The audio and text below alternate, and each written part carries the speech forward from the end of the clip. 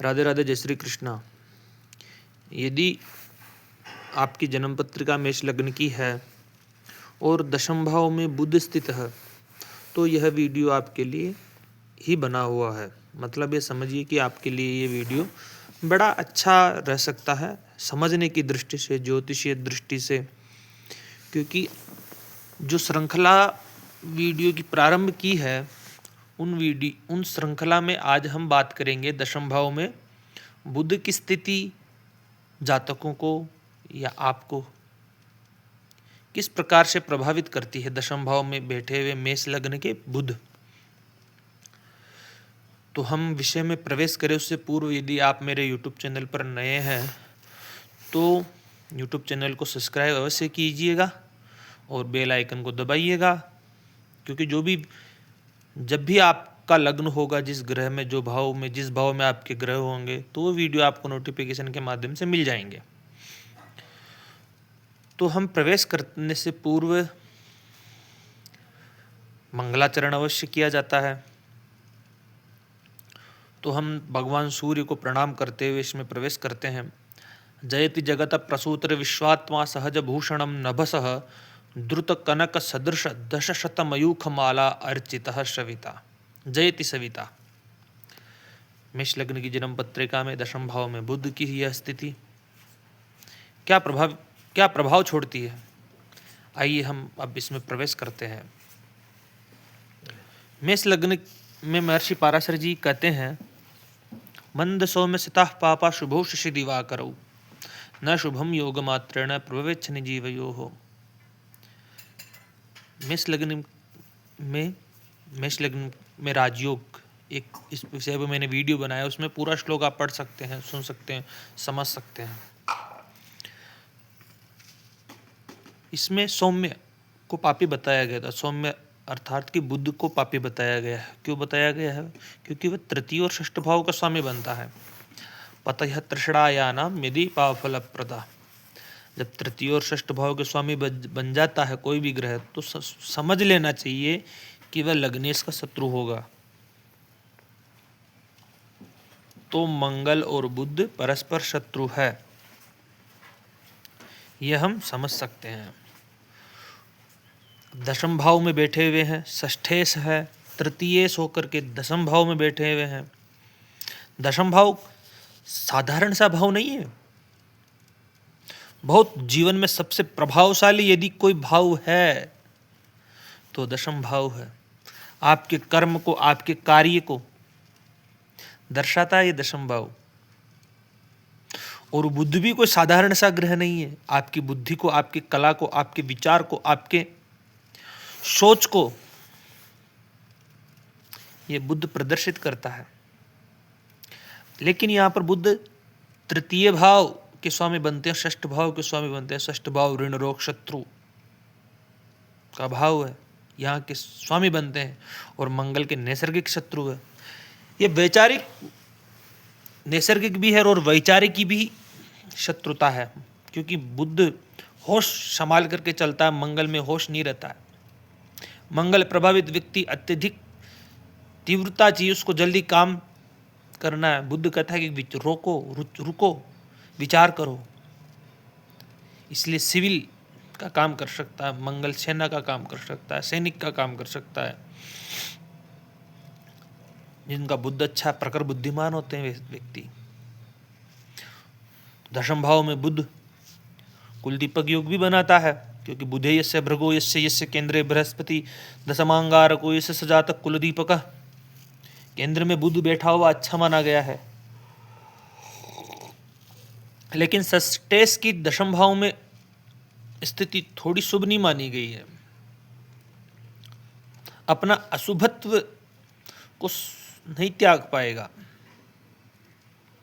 लेकिन दशम भाव में स्थिति भौतिक सुखों के शिखर पर तो पहुंचा देगी, क्योंकि एक मानसागरी में श्लोक आता है, हय रथन नागोद्यान रत्नई अद्य प्रपूर्णो जलधि तट निवासी रत्न तुल्यंच धान्यम बहुजन कुल मित्रे सत्यवादि प्रसूतो भवति यदि च केंद्री देव पूज्यो बुधस्य। मानसागरी का श्लोक है, 8वीं अध्याय में आपको मिल जाएगा। यदि बुध केंद्र में हो तो जातक उसको हाथी, उद्यान, रत्न, समुद्र के तट से यानी कि एक्सपोर्ट इंपोर्ट करने वाला व्यवसाय कर सकता है, सत्यवादी, विशाल मंत्रमंडली वाला होता है। और कुल दीपक योग तो बनाता है बुधे से भृगु से यस्य केंद्रे बृहस्पति दशमांगारक को जातक कुल दीपक। श्लोक तो बड़े अच्छे हैं, इनके विपरीत श्लोक भी बनाए हैं शास्त्रों में। बुधे नास्ति भृगो नास्ति नास्ति केंद्रे बृहस्पति दशमांगारको नास्ति तस्य जन्म निरर्थकम, ऐसे भी श्लोक बताए हैं। तो यहां पर कुल दीपक योग बनाने से अपने कुल का नाम रोशन करने वाला बताया गया है। ऐसा जातक भले ही जन्म से साधारण हो, लेकिन अपनी बुद्धि, अपनी चातुर्यता, अपनी चातुर्यता मतलब डिप्लोमेसी, समाज में अपनी एक विशिष्ट स्थान अवश्य प्राप्त कर लेता है। और भृगु सूत्र में तो ऐसा भी कहा गया है, बहुल कीर्तिमान बहुविद्यवान होता है, यानी कि बहुत कीर्ति होती है, कई विद्याओं का ज्ञाता होता है, लेखक, संपादक, गणितज्ञ हो सकता है ऐसा जातक। स्वभाव थोड़ा शरारती हो सकता है, नीतिगत चालबाजी भी हम देख सकते हैं। यह स्थिति सही है। एक भोज संहिता में तो दे रखा है कि ऐसे जातकों का 3200 वर्ष अच्छा जाता है भविष्य, क्योंकि उस समय इनको अच्छी स्थिति मिल जाती है, राज के सम्मान, प्रशासनिक, जिलाधीश, विशेष लाभ प्राप्त होता है 32वें वर्ष में। यदि ऐसा जातक व्यापार में है तो इस आयु में उसका व्यापार बहुत अच्छे लेवल पर अंतर्राष्ट्रीय स्तर तक फैल सकता है। मैं केवल बुद्ध को लेकर के ही बता रहा हूँ, राजयोग होना भी परम आवश्यक है। गुरु सूर्य या चंद्र सूर्य, गुरु सूर्य चंद्र, इनका संबंधों में इस लग्न में तो बड़ा श्रेष्ठ है। सुबह शशि दिवाकरो, कहीं कहीं पर बेशक सुबह गुरु दिवाकरो, गुरु सूर्य चंद्र सूर्य की युति हो और यह बुध भी दशम भाव में हो, तब बहुत अच्छे परिणाम जातकों को देखने मिलेंगे। राजयोग मिलना ही मिलना है। तो ये स्थिति बुध दशम भाव में देता है। अब बात करें सूर्य के साथ में, बुध के साथ में यदि सूर्य स्थित हो, यहाँ पे सूर्य यहाँ पर साथ में होंगे तो बुध अस्त भी हो सकते हैं, यदि अंशात्मक दूरी रहे तो अस्त भी ना हो। सूर्य और बुध की युति को बुधादित्य योग कहते हैं, हम सभी को जानते हैं। और सूर्य यहाँ पर दिग्बल ले लेता है, दिग्बली हो जाता है। तो पंचमेश और तृतीयेश की युति, पंचम भाव के स्वामी बनते हैं ना मेष लग्न में, सर्वे त्रिकोण नेतारो ग्रह सुफलप्रदाः, सभी त्रिकोण के स्वामी सुफलप्रद है। और दिग्बल लेकर के दशम भाव में बैठे हुए, तो मैं कहूंगा सरकार में अवश्य ही अपना स्थान हासिल कर लेंगे, या उच्च पदस्थ अधिकारी बनता ही बनता है। बहुत मेधावी हो जाता है ऐसे जातक, आप कल्पना नहीं कर सकते हैं। यह स्थिति है। यदि अच्छा परिणाम देखने को मिलेगा सूर्य बुधादित्य योग का यहाँ पे। अब यदि यहाँ पे बुध के साथ में चंद्रमा हो, बुध चंद्र की युति, इस मैं प्रत्येक युति पर वीडियो भी बना रखा हूँ, आप वीडियो भी देख सकते हैं कि दो ग्रहों की युति का क्या परिणाम मिलता है। तो उन युतियों को वीडियो देखोगे तो आप समझ जाओगे कि दो ग्रह किन किन कारकत्वों को लेकर के युति बनाते हैं। चंद्र बुध, चंद्र मन का कारक है, माथा का कारक है, आपकी मानसिक स्थिति को प्रदर्शित करता है चंद्रमा।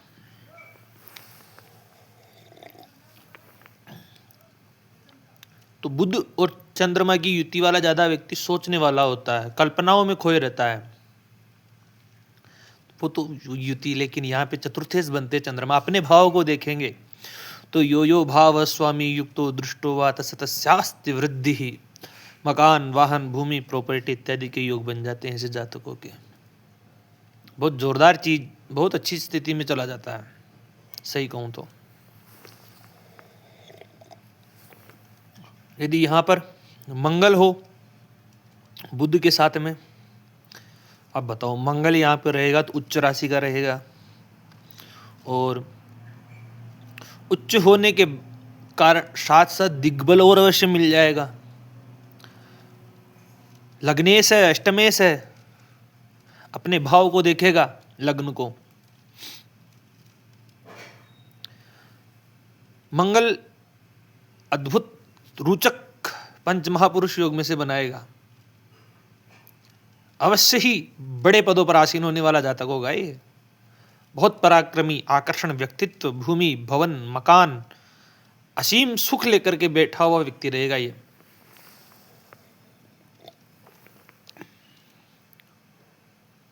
भले ही लग्नेश और षष्ठेश की युति हो, भले ही इन दोनों ग्रहों में तनाव हो, साथ में दशम भाव में समस्याएं भी उत्पन्न होगी कार्य क्षेत्र में, लेकिन फिर भी जातक श्रेष्ठतम उपलब्धि हासिल कर लेगा।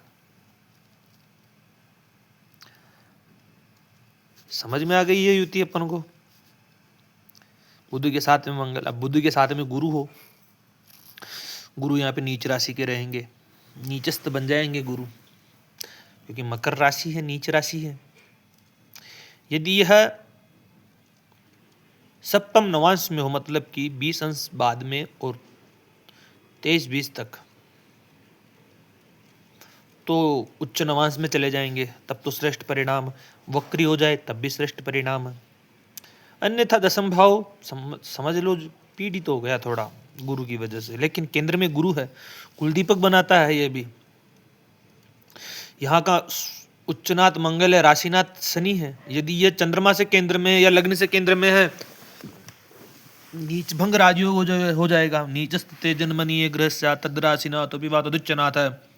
सचंद्र लग्नाद यदि केंद्रवर्ती राजा भवे धार्मिक चक्रवर्ती। फिर यह युति भी बड़ी अच्छे परिणाम देखने को मिलेंगे इस जातक को। व्यापार, व्यवसाय, धन, मकान, वाहन, पद, प्रतिष्ठा, शत्रुओं का नाश, ऋण जरूर हो सकता है। भाग्यशाली, भाग्यस का दशम भाव में बैठे रहना। द्वादश भाव के स्वामी भी बनते हैं बुध यहाँ पे, गुरु यहाँ पे, इसलिए त्रिकोण के स्वामी बनते हैं। सर्वे त्रिकोण नेतारो ग्रहाः सुफल प्रदाः पतयः तृषणायानम दीपा फल प्रदा। शुभता लेकर के दशम भाव में बैठेंगे, फिर नीच भंग और हो गए। श्रेष्ठतम ही श्रेष्ठतम है, ये समझ लीजिए आप।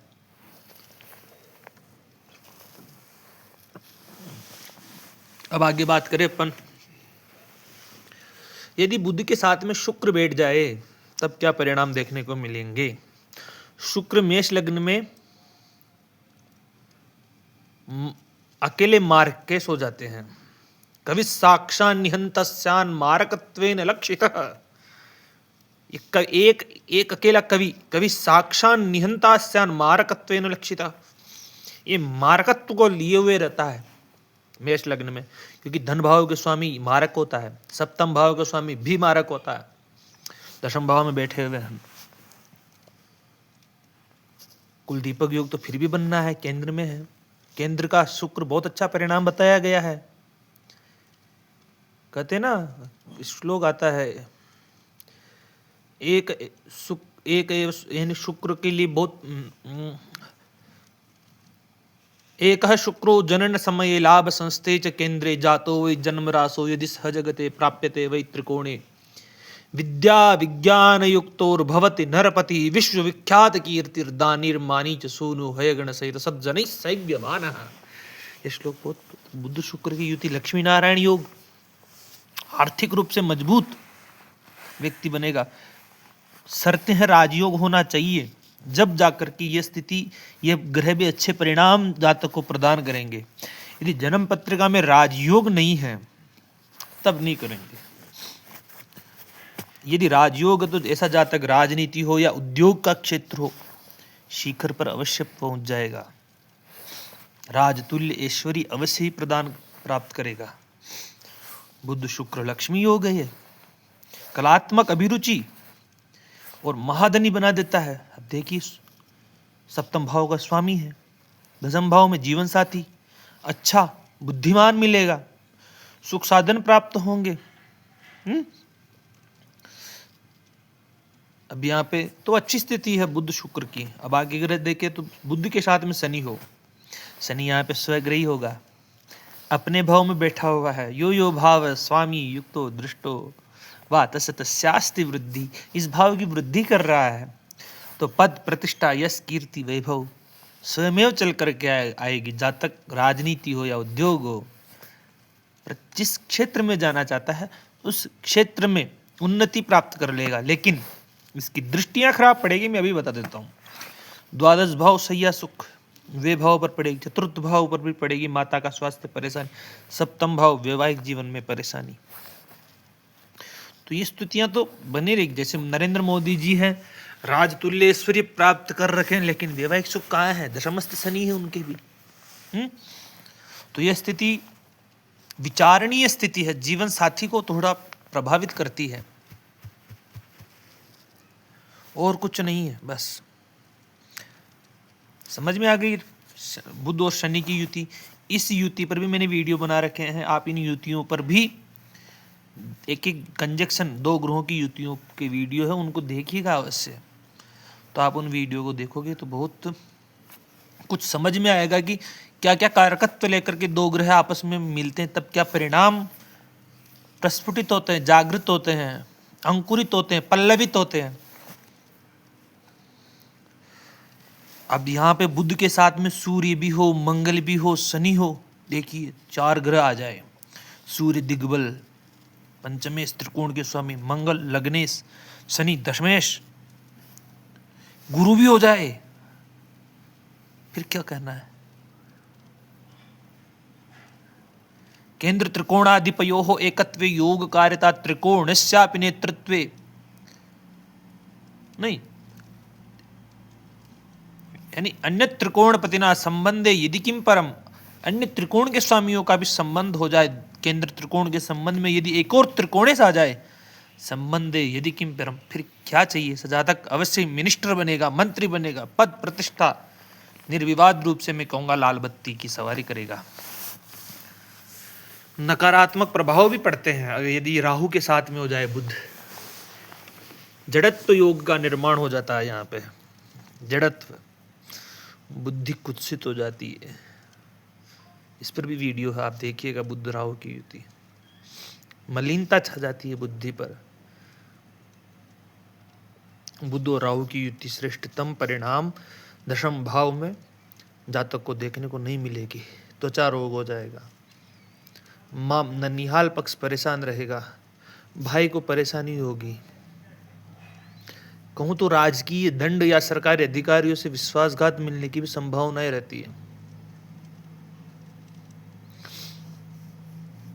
अपना जीवन में के जो कार्य क्षेत्र उसको लेकर के हमेशा ही परेशानी व्यक्त हो जाएगी, उससे प्रसन्नता छीन ली जाएगी, वाणी पर कंट्रोल नहीं रहेगा, क्योंकि वाणी का कारक भी बुध है।